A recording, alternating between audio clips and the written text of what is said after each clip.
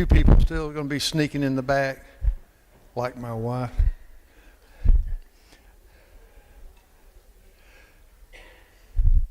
Well, you see there's not a chair up here, and y'all all know that I sit in a chair whenever I teach, so you must realize that I'm not teaching. Everybody say yay. Oh, well, thank you very much. I appreciate that. But we have instead a first-timer in the teaching. He's really not a first-timer, but he's a first-timer here, I think. And I want to make sure all of you know Tom and Barbara Walker. Okay? And Tom is the one who's going to be teaching today. Tom is a hospice chaplain, but he's got incredible background. He went to undergraduate school and graduated from Jefferson, and he went to A&M at College Station, and then he went to ACU, and at ACU he got a Master's of Divinity. Now listen, folks, a Master's of Divinity, that ain't no small task.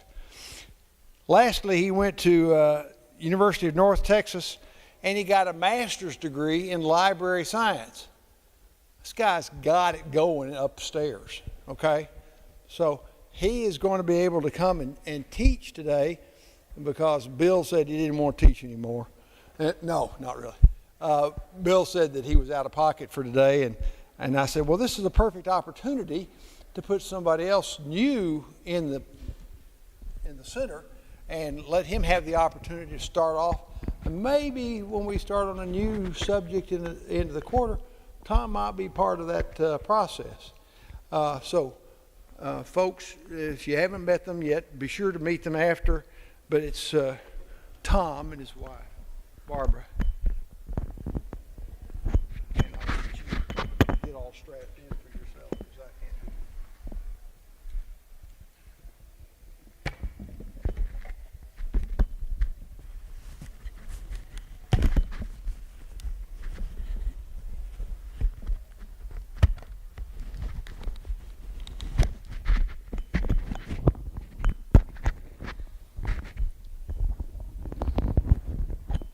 Thank you, Bob.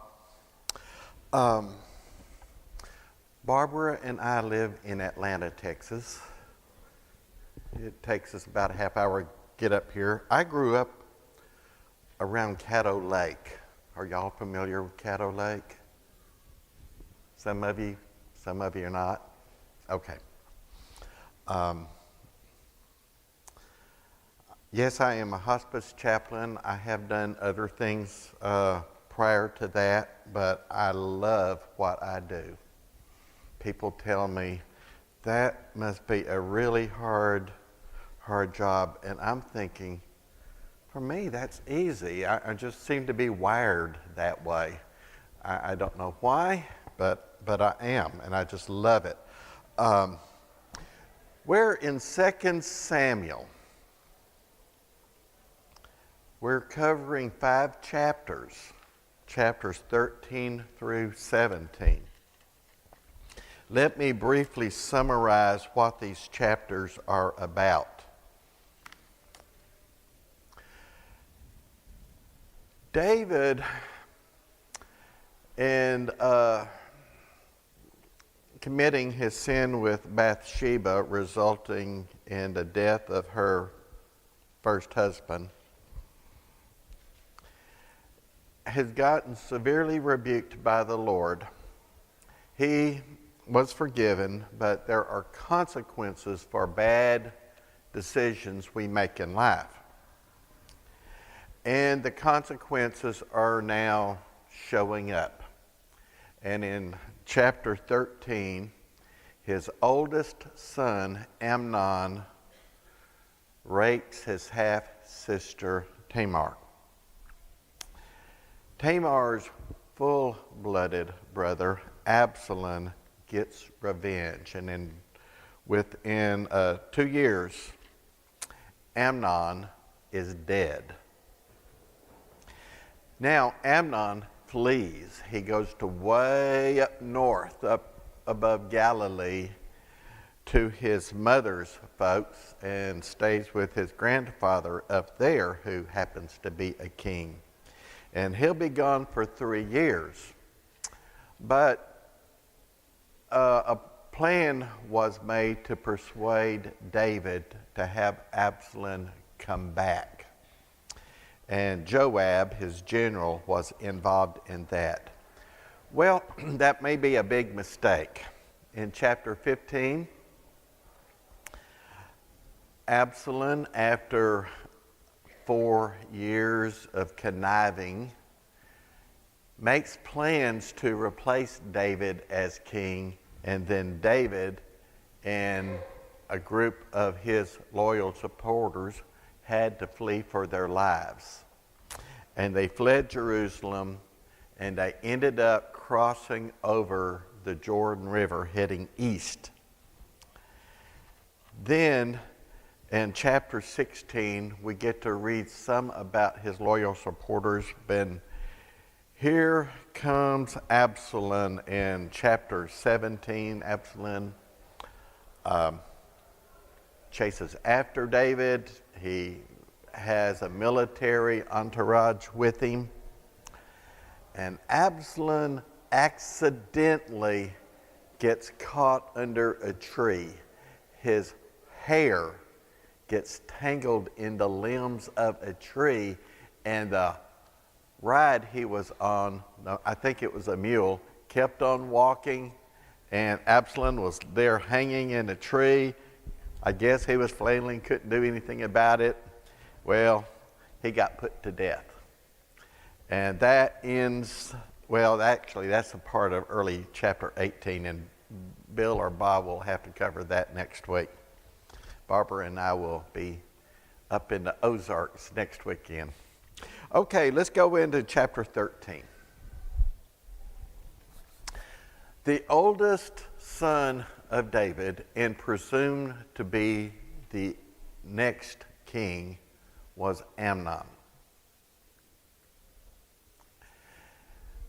As one reads through this story, you find this is a person who grew up in luxury and is a spoiled brat.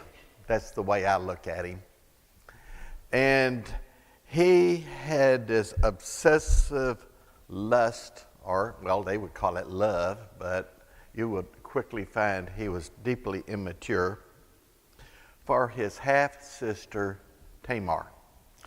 And a cousin of his advises him, Amnon, why don't you pretend to be ill and then ask for Tamar to bring you food? And so Amnon pretends to be ill.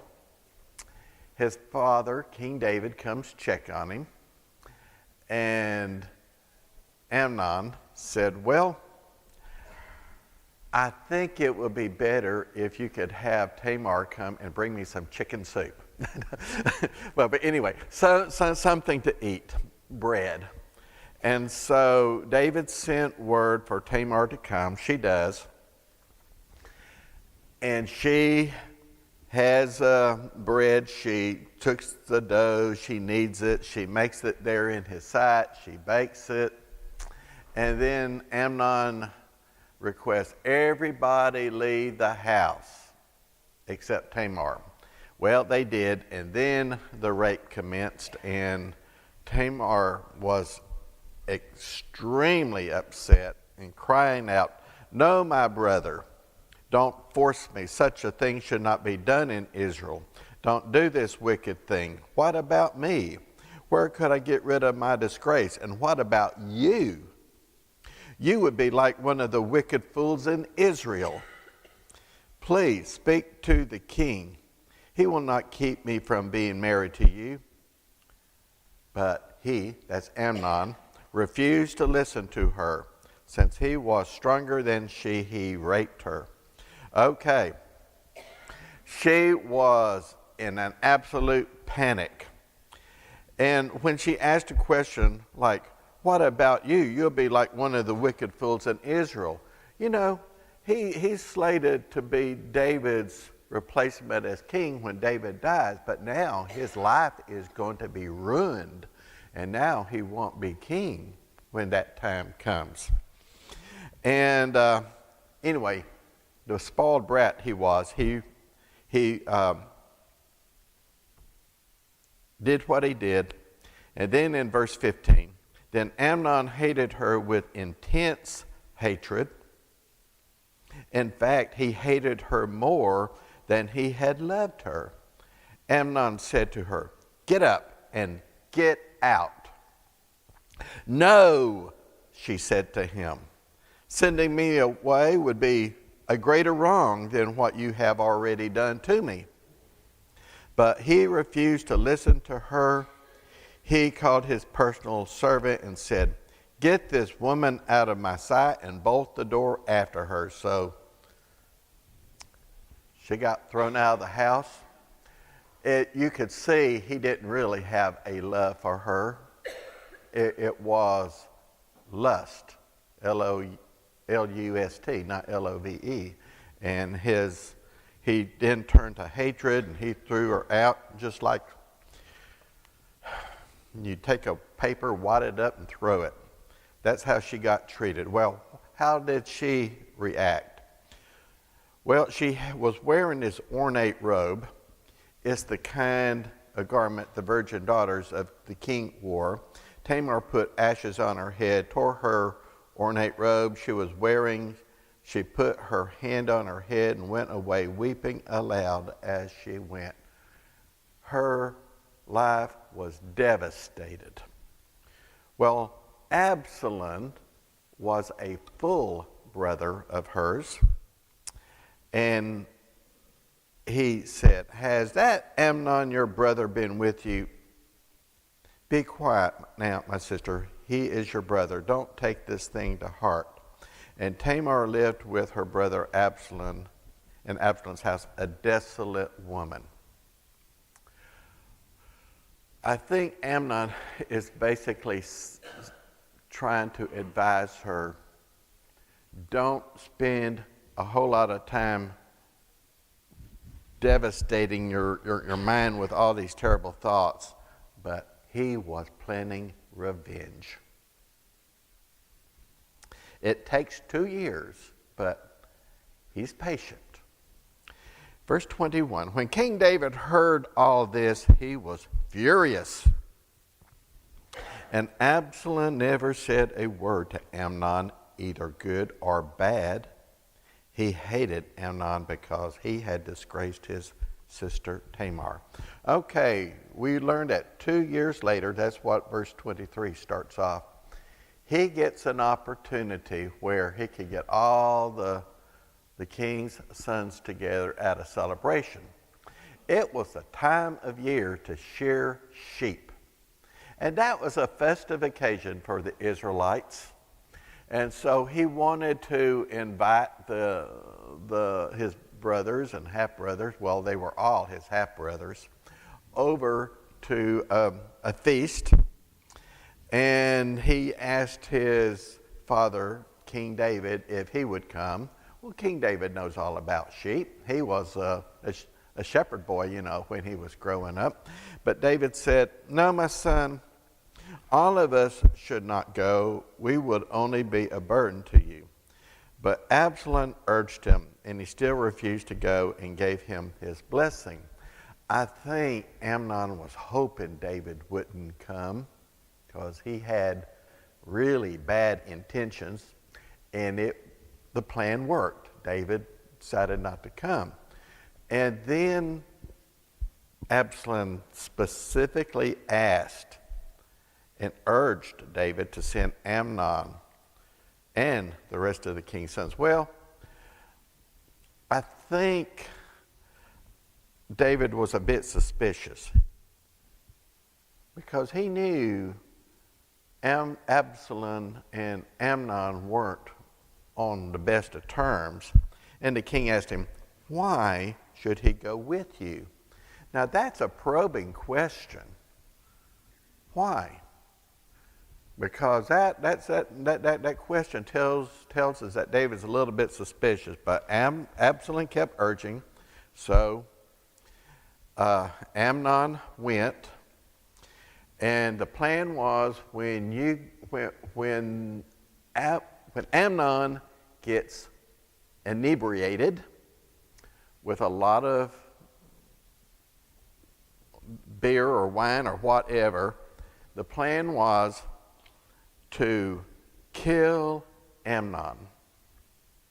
So Amnon gets drunk.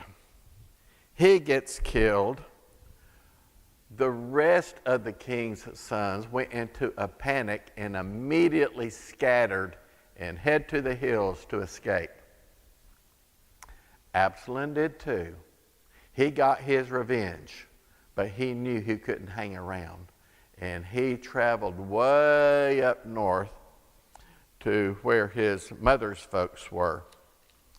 And a report came to David that was in error.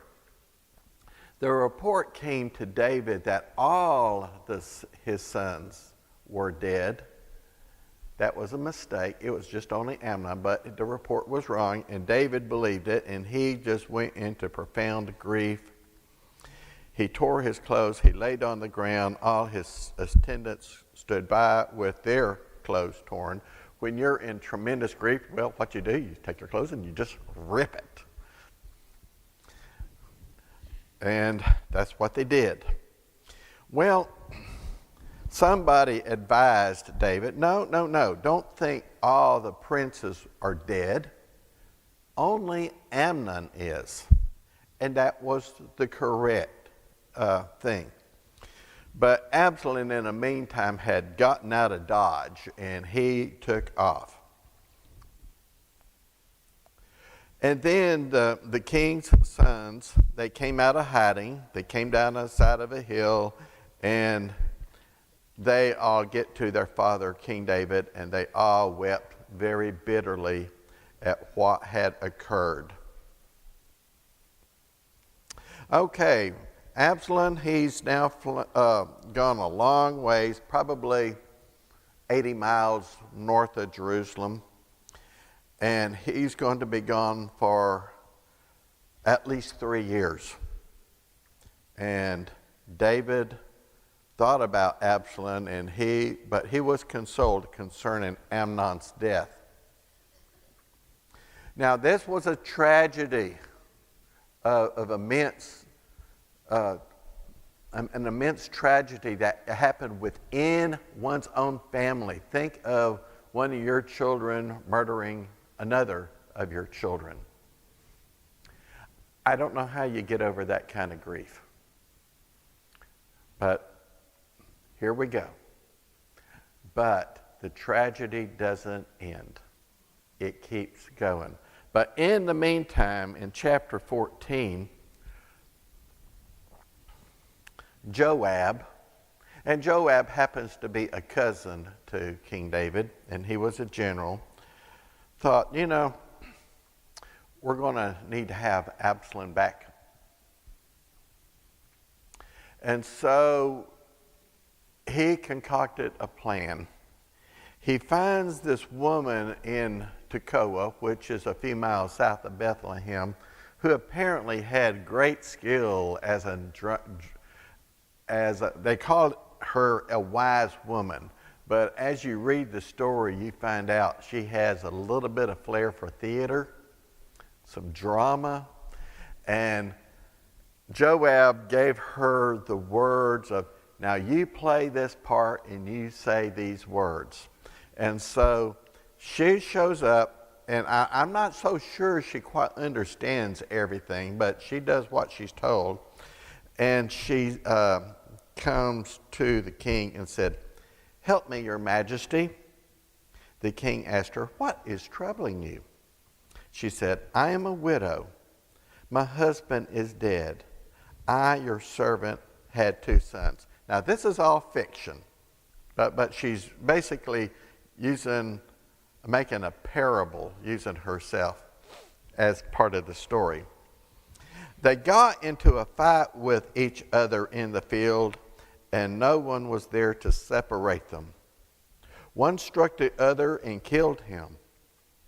Now the whole clan has risen up against your servant, they said. Hand over the one who struck his brother down, so that we may put him to death. For the life of his brother whom he killed, then we will get rid of the heir as well. They would put out the only burning coal I have left, leaving my husband neither name nor descendant on the face of the earth. See, what this woman was told by Joab to say, pretend you're a widow, you had 2 sons, one son kills the other, and then the surviving son, the community would say, well, hand him over, we got to put him to death, and if that occurs, she will have no kids. And so her husband's inheritance would just, what would happen? And also at that day and time, there was no such thing as Social Security. How do you live? It's your family who supports you, but if your sons are dead, how are you going to live? And so here we got all kinds of disaster. And David, so far, is buying into this fictitious story, not realizing where this is going. But soon it will become apparent to him. The king said to the woman, go home, and I will issue an order in your behalf. But the woman from Tekoa said to him, let my lord, the king, pardon me and my family, and let the king and his throne be without guilt. The king replied, if anyone says anything to you, bring them to me, and they will not bother you again. She said, then let the king invoke the Lord his God to prevent the avenger of blood from adding to the destruction, so that my son will not be destroyed. As surely as the Lord lives, he, that's David, said, not one hair of your son's head will fall to the ground. Then the woman said, let your servant speak a word to my lord the king. Speak, he replied. Now this is interesting. David has a lot of patience, and he just kept with the conversation, just kept seeing where this woman is going. People without patience would say, look, I've already told you I'll take care of the matter, goodbye. But David kept listening to her. That to me says something good about him. Verse 13, the woman said, why then have you devised a thing like this against the people of God? When the king says this, does he not convict himself? For the king has not brought back his banished son. Like water spilled on the ground, which cannot be recovered, so we must die. But that is not what God desires. Rather, he devises a way so that a banished person does not remain banished from him. Oh, she used some theology here. She pointed out to David that God is a compassionate God, and that he wants banished people not to remain banished, but come back to him. Now, guess what? It wasn't many years earlier that David went through the same experience himself. He saw Bathsheba. He committed adultery with her.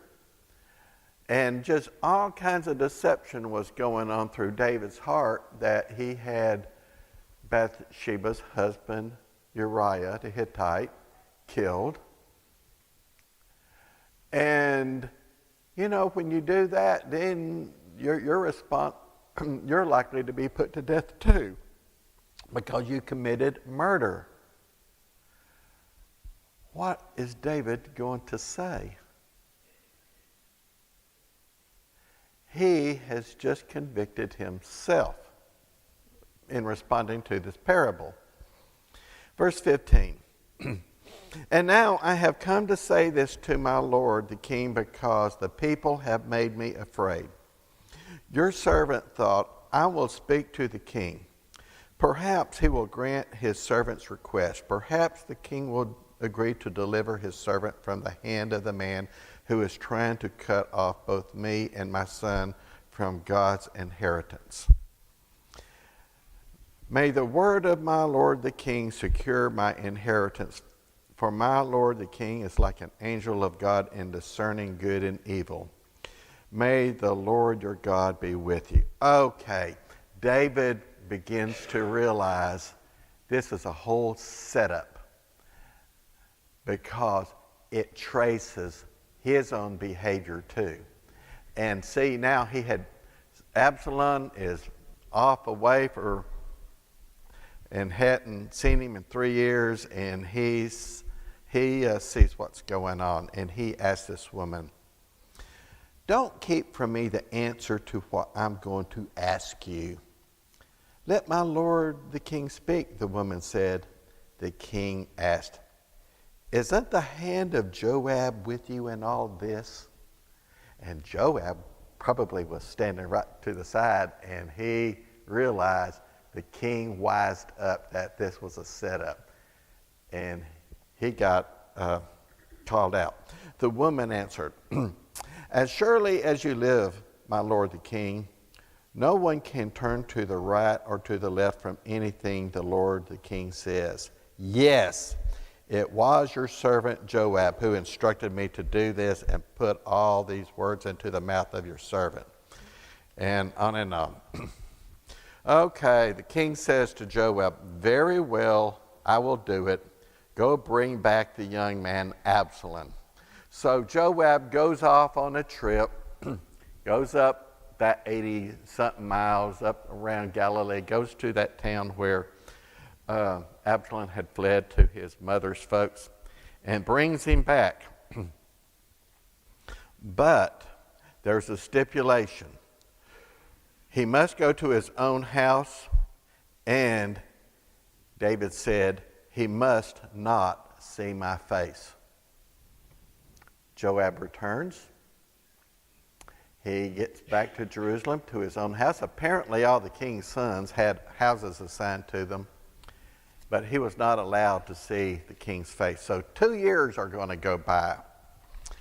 He never sees his father David. And Absalom starts getting impatient. He asked Joab, come see me, because he's going to ask Joab to, let's change this. I want to see Dad's face. Joab never comes. He asked a second time. Again, Joab doesn't come. So Absalom happens to know there is a field that's growing some barley that's right next to my field, and that field belongs to Joab. He tells the servants, go over to that field and burn it. And so they do, and Joab's barley gets burned up. Well, that gets Joab's attention. He comes to Absalom and basically asks, what do you want? What's the meaning of burning up my field? He said, I have been trying to call you. You kept ignoring me. Well, I had to do it. And now you came, and I want you to go to Dad and ask him, could I come see him? And so Joab went to David saying, Absalom wants to see you. Then the king summoned Absalom. He came in, bowed down with his face to the ground before the king, and the king kissed Absalom. And that basically absolved him of his past doings. Okay, now Absalom's back in the grace of the king. Well, the man Absalom has integrity issues. Most of the king's sons had serious integrity issues. And so in chapter 15, he starts making a conspiracy. For the next 4 years, when people would come into Jerusalem to bring cases where they want the king to settle it, it's apparently whatever happened on the local level didn't work, and so they appealed to a higher level to come to the king. Absalom would go out by the road, the most traveled highway coming into town, and when he sees these folks, he will ask them, "Why are you coming into Jerusalem?" And they will explain to him what their legal case is, and Absalom would give an attentive ear, and then they would say, "You know, you raised some really good points. I think you're right. If I were judge, this is how I would rule in your favor." Well, people like that. But then they go on and hear whatever the king has to say. But he just did this over and over and over till people were beginning to, and of course people have a very self-centered interest in their cases, and they said, we like that guy Absalom. He listens to us. And he had motives that were not pure. It's kind of like the politician. You know, he wants to hear your case, listens to you, and says, well, if you elect me, I will help you in such and such. And this went on for several years. And people were beginning to gravitate towards him with big favor. Well, that day finally comes. Absalom thought he had enough support that the people would support him as king. Absalom goes to King David and said, I need to go down to Hebron and fill a vow that I made to the Lord. David told Absalom, okay, go in peace. So Absalom went down to Hebron. David doesn't know that Absalom was up to no good. And Absalom had sent secret messengers through the other tribes of Israel saying, now, if you hear the sound of trumpets, then say, Absalom is king in Hebron. He takes 200 men of Jerusalem with him as invited guests, and they innocently went, knowing nothing about what was going on. And they get down to Hebron, and Absalom takes also with him this counselor who had extremely good wisdom with him. So the conspiracy was gaining strength, and Absalom's followers kept increasing. And then a messenger came. In chapter 15, verse 13, a messenger came and told David, the hearts of the people are with Absalom. David immediately realized he was being backstabbed and betrayed by Absalom, and he sees the situation instantly. He had got to get out of town, or Absalom's going to come with his followers and trap him in the city, and he and a lot of other folks could die. And so they immediately plans to flee. He said, we must flee or none of us will escape from Absalom. We must leave immediately, or he will move quickly to overtake us and bring ruin on us and put the city to the sword. And the king's officials answered him, your servants are ready to do whatever our lord the king chooses. So the king sets out, his entire household, many of his advisors, started heading east out of Jerusalem, and they were heading down in the area towards Jericho. Jericho's not mentioned in the passage, but that's where they were heading. Jerusalem is on a small mountain of about 2,700 feet above sea level. About 18 miles away, the direction they were going to head, which is towards Jericho, it's about 300 feet below sea level. And so that is a huge drop in elevation.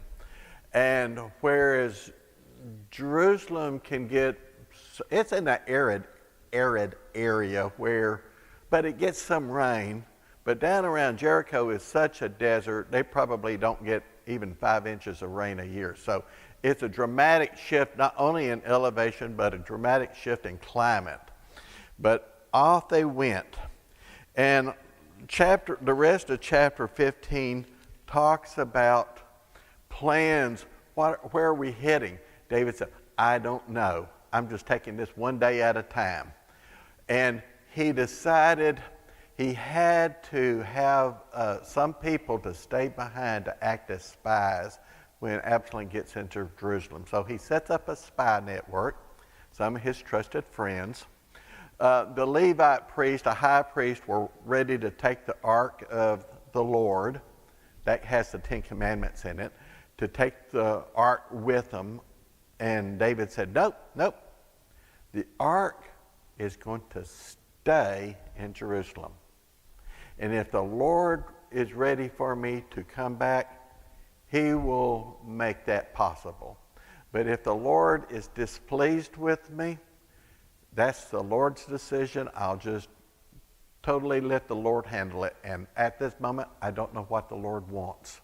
But the ark is going to stay in Jerusalem. But he did see the high priest as a friend. The high priest and her sons are friends.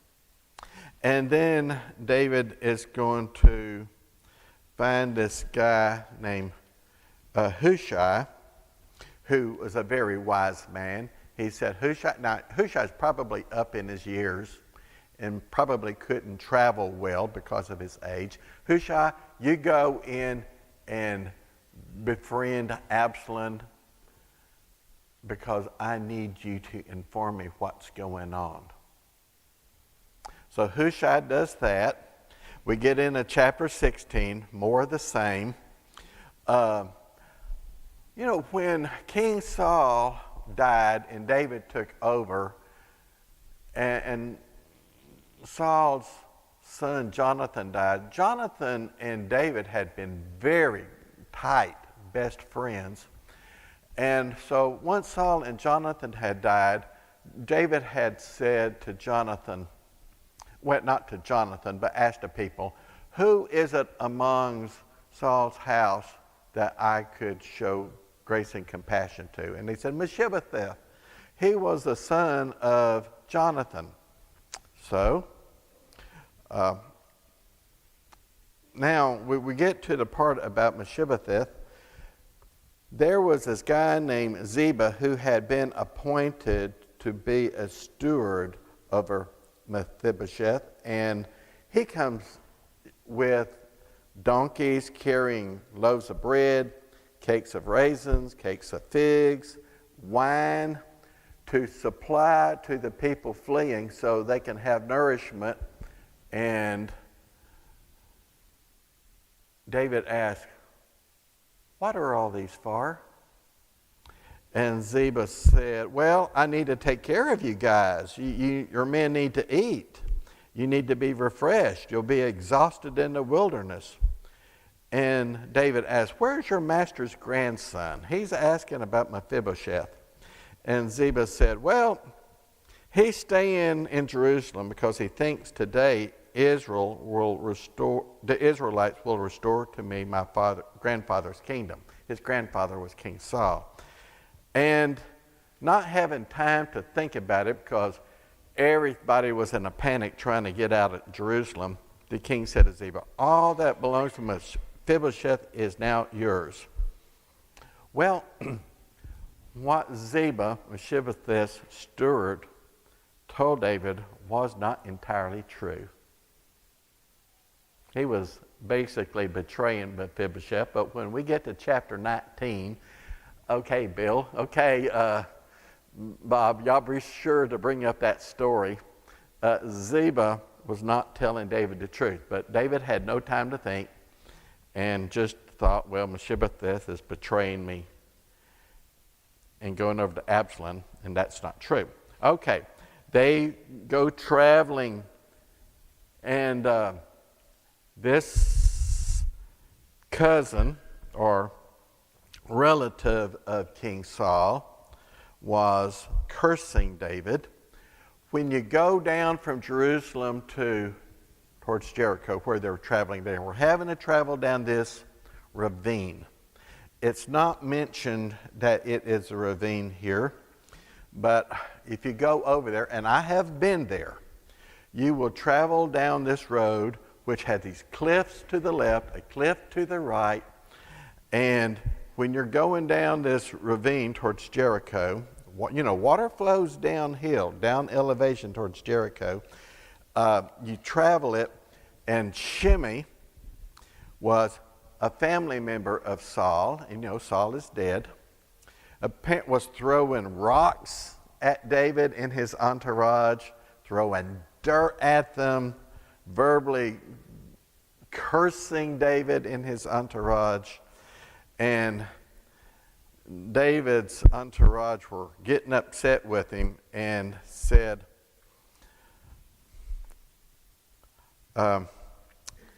why should this dead dog, that be Shimei, curse the Lord my king? Let me go over and cut off his head. David responded, well, it's perhaps God is telling him to do this to me. We don't really know. Just leave him alone. And so on they went, just putting up with this nonsense Shimei was giving him. Okay, what was going on in Absalom's court? Absalom arrives in Jerusalem, and he learns that his father and a group of his loyalists have already left town, and he was asking for advice. What are we going to do? Ahithophel, who was a very wise person, advised Absalom, well, first thing I'm going to advise you is you need to make yourself obnoxious to David, your father. And so all the people can see there's not going to be any reconciliation between you two. Go into your father's concubines and I think the word rape might be appropriate here. But anyway, that was the way of making himself obnoxious to David, to basically say the bridges are burned. We're not going to reconcile. Absalom hears the advice and said, okay, that's a good idea. And he does. The advice Ahithophel gave him was completely against the law of God, but Absalom agrees with it and follows him. And then Ahithophel also gave him this advice. If I were you, I would get 12,000 men tonight. Don't delay. Tonight, go in the dark. Go chase David. And when you get to him, single him out and get him dead. And then everybody who is with him will return back to us, and the crisis is over. Hushai, who was also a wise man, and David told him to stay behind, was asked by Absalom, now, okay, we have Ahithophel's advice. Hushai, what do you say? And Hushai gave advice of, well, Ahithophel is a pretty wise dude, but in this case, I'm going to disagree with him. Your father is a warrior. He fights extremely hard. And you mess with him, it's like dealing with a mama bear trying to defend her cubs. He is going to be vicious, and he's very smart. He will come in and tear you to pieces. You don't mess with him. And what I would advise you to do is gather all, like 200,000 people from all the tribes together, and then go chase him and then destroy all the people that are with him. Absalom listens to Hushai's advice, and he and his men said, well, you know what? We think Hushai's advice is better than Ahithophel's advice. And so they decided to follow Hushai. In the meantime, Hushai then goes over to the high priest and tells him, shh, this is what Ahithophel said. This is what I said. Get word to David that he needs to get across that Jordan River as quickly as possible, like tonight, and don't delay. And so word got sent to David. David immediately that night got across the Jordan River before daybreak. In time, Absalom comes chasing after David with his huge number of Israelites, his followers, to go capture David and to destroy all the loyalists with him. And then, well, we're at 11:15 and chapter 18 is now here. And we're going to have to leave it to Bill or Bob to talk about it. But I will tell you, David's men were ready for bear. And they do tear up Absalom's people. And Absalom gets himself caught in a tree because his hair gets hung up in it. And Joab, the guy who gets Absalom to return home, he is now so frothing angry, he kills Absalom while Absalom's hanging in a tree. He kills him with spears.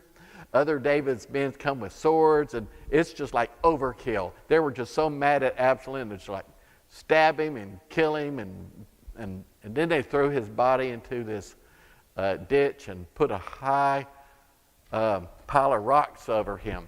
And what is so interesting, when Absalom at some other time had built a monument to himself in praise of himself. And now he gets this very undignified burial. Okay, it's 11:17. We got to close. Do you mind if we lead us in a prayer? Lord, there is just a lot of intrigue and bad stuff that goes on, and we don't always understand it. There are going to be people who try to lead us who have impure motives, just like the sons in David's family.